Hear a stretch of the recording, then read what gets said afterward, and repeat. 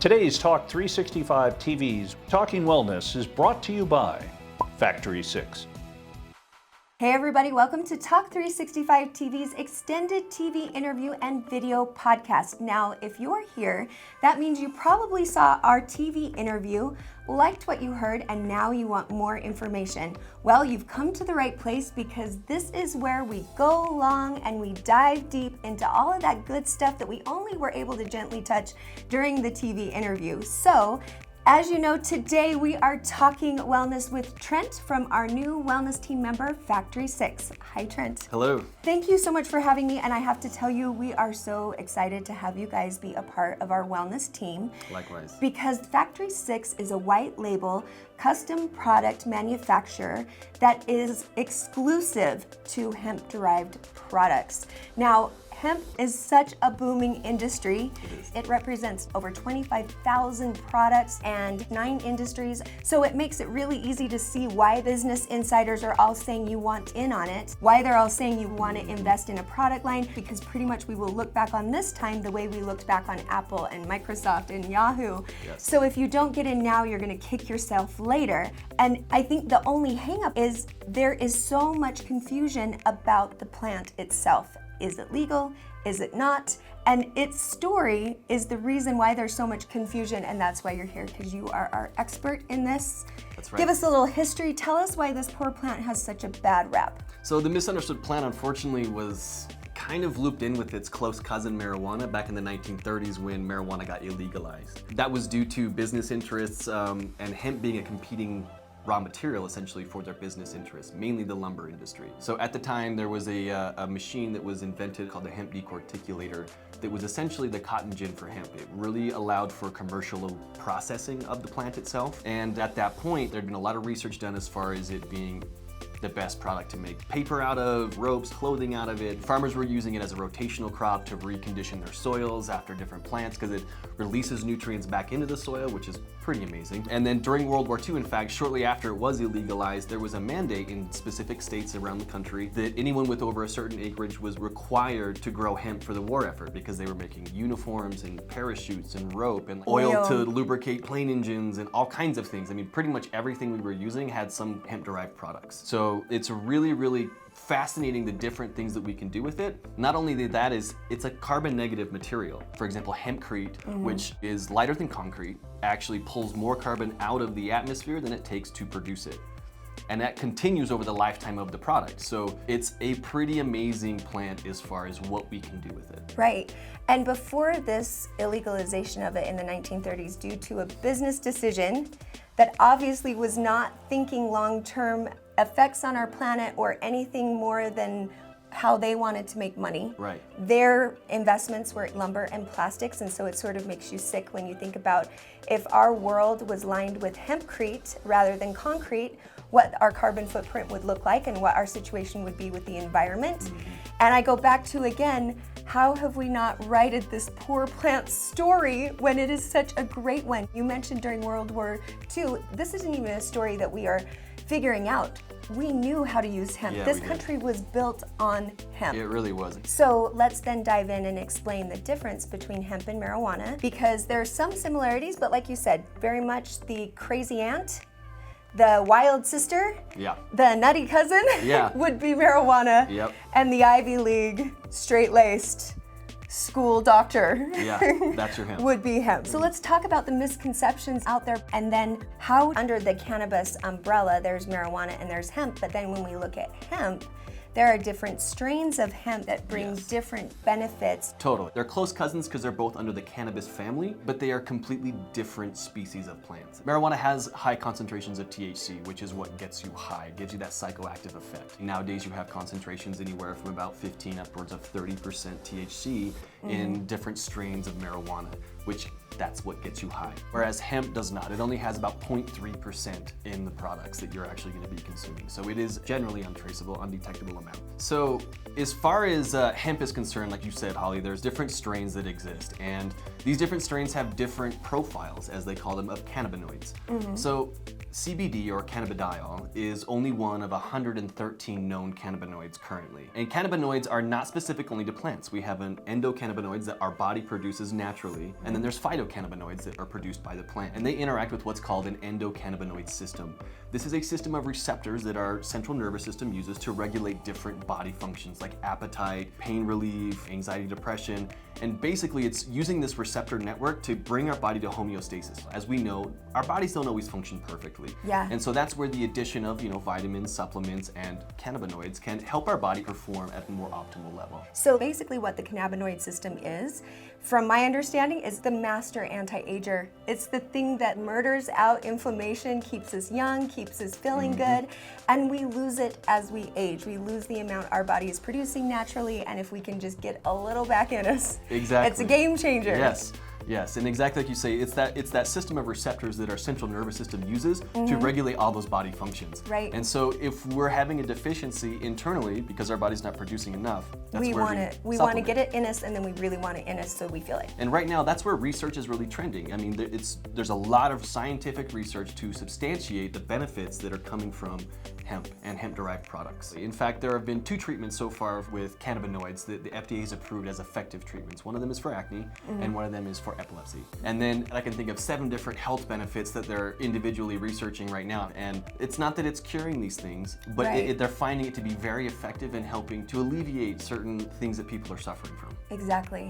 Well, now you guys don't grow your own hemp here, obviously. Right. So where do you get it, and what steps do you take to make sure that it is a quality product every time you can count on it? That's something that, especially as a consumer, this is really, really important. So what we do as a manufacturer, like you say, we do not grow, but we contract with organic farmers. Our farms are generally in Kentucky, Oregon, and Colorado are where we source most of our hemp from. We visit each farm personally. We have to ensure that they're actually using organic practices, that it's truly, truly an organic product. And then these farmers, they test their product at harvest time. It's a full panel lab test that goes through.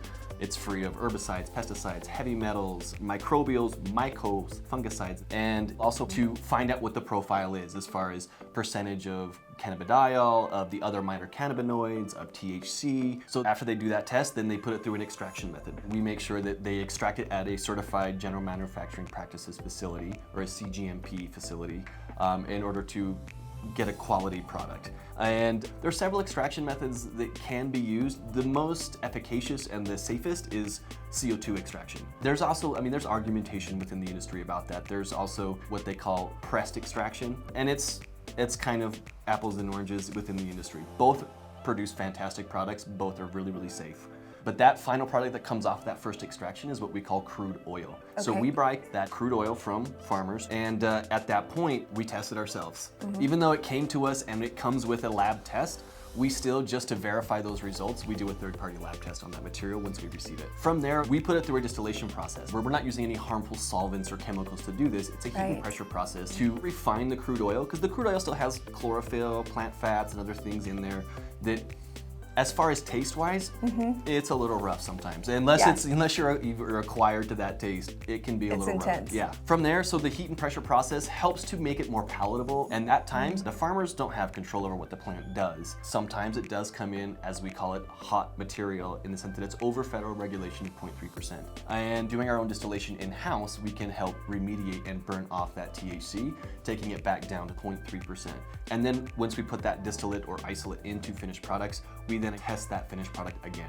We had a conversation about how there is a really unfortunate situation for farmers, that if you were a farmer and you were told your job is to tell me exactly how big your cherry tomatoes are going to be, every single one of them, every single time, that's impossible to do. Yes. So understanding the flow of this process and understanding that, hey, it might come from the farm and maybe be a hot product a little bit, but then from there you guys are going to take it through rigorous testing and bring it down and make sure through your practices that it then becomes in that safe zone. So at Factory 6, you guys deal in products that are either full spectrum or broad spectrum. Let's talk, what's the difference there? Just like different vegetables have different vitamin profiles, the same thing with different strains of hemp, you're going to have different cannabinoid profiles. So when we pull off the extract off of the plant itself, the full spectrum, it has all of the cannabinoids present that plant produces. Whatever that profile is, that's what we're talking about full spectrum. Full spectrum does have a little bit of THC. We're talking 0.3%, again, it's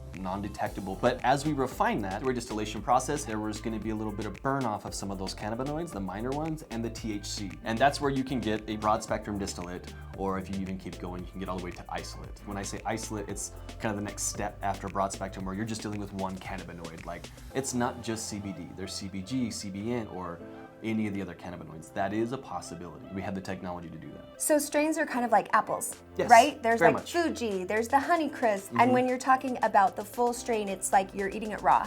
Yes. But pretty much if you boil it, bake it, whatever, you're gonna pull out some of those nutrients, which brings you to broad. Yes. But what I like about that is if you are interested in a product line and you wanna work with first responders or medical industry people, broad spectrum products would be something you would wanna do because you control that THC level a little more. Yeah, it is a little bit of a trade-off, Right. especially as research trends toward the entourage effect, which means more cannabinoids together equals better benefit, basically. But again, for people who are drug tested on a regular basis, like you said, Holly, that could be a worry about job loss. So that's where people would want to go with a broad spectrum or an isolate-based product. Right.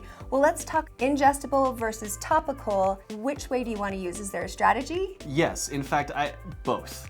It's a bit of both is best. So with the endocannabinoid system, those receptors that system uses, about 80% is internal. We do have receptors on the skin and it can be absorbed and be effective that way, but it's a limited amount. So taking it internally is where you're really gonna get the most benefit. And we have a white label product called a Quick Tab, for example, that's more like a sublingual application. So it gets absorbed directly into the bloodstream through the mouth. So it's effective immediately and your absorption rates of cannabinoids are a lot higher than say something that you swallow down, whether it's a capsule, a soft gel, or a gummy or something like that. It's having to get broken down in the stomach and then absorbed through the digestive system, which takes longer to feel the effects, and your absorption rates of that, is going to be a lot less. What if people are interested in bringing it down to that nanotechnology? You guys are very well versed in this industry.